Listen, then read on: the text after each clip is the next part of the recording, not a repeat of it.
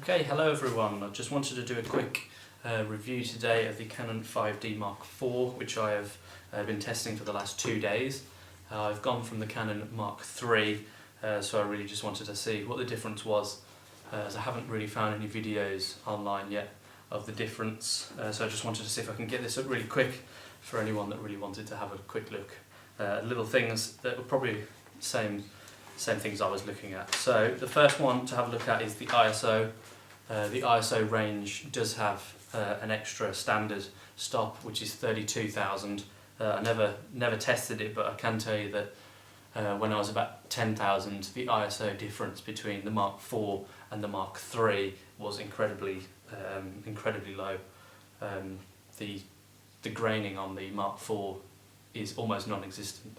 I'd be happy to use it at probably 10,000 at an event during the night time, whereas the Mark III always looked good on the screen, but when you got it back on the computer, it was always more grainy than I wanted. The Mark IV, however, is a completely different ball game, and I'm very impressed with it. The dynamic range is noticeably different. I took a picture with the Mark III and then the Mark IV, and I looked at the histogram on the Mark IV, and the dynamic range was a lot better. The colour range was a lot wider, and also the information you get from each picture when you're reviewing it on the camera, you can see all sorts. I'll just give you a quick rundown of the things you can see.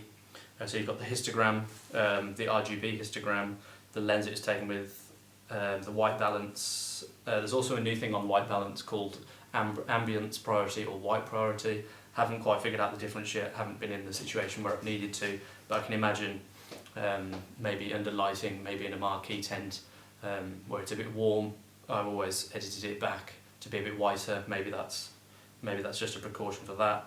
It gives you the sharpness, strength, finesse and threshold, the contrast, saturation, colour tone, the colour space, if long exposure noise reduction was on, if the high ISO noise reduction was on, peripheral illumination correction, distortion correction, digital lens optimizer. There's just lots and lots of things you can see, which is brilliant just to see straight from the camera. The weight of it feels slightly lighter. Not sure if that's true or not, or whether I just had a different lens on. Obviously today I'm only using the 50mm 1.2, which is obviously only a small lens anyway. The battery is the same battery that they use in the Mark III, which is really handy. I was going to trade the Mark III in, and I've already got 3 batteries for that, so it would have been quite disheartening to not have the spare batteries anymore, as they're quite expensive, as I'm sure you know. So that's a good thing. I have now decided to keep both the 3 and 4 anyway, so that's good for me at least.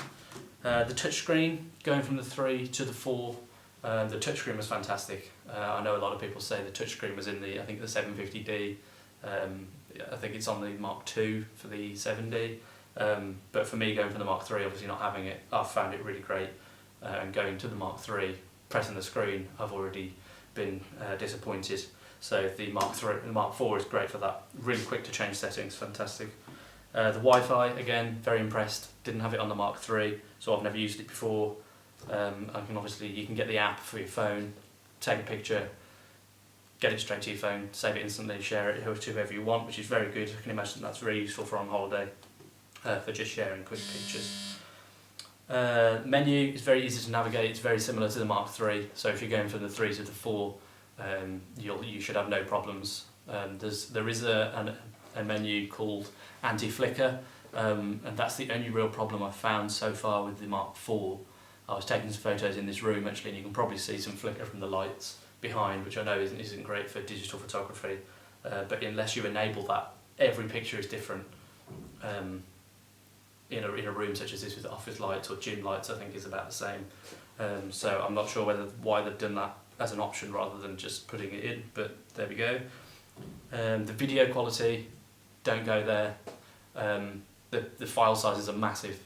I think they did a test with Sony, it was about 400 meg, Nikon was about 700 meg, and the Canon Mark IV was 4 gigabytes.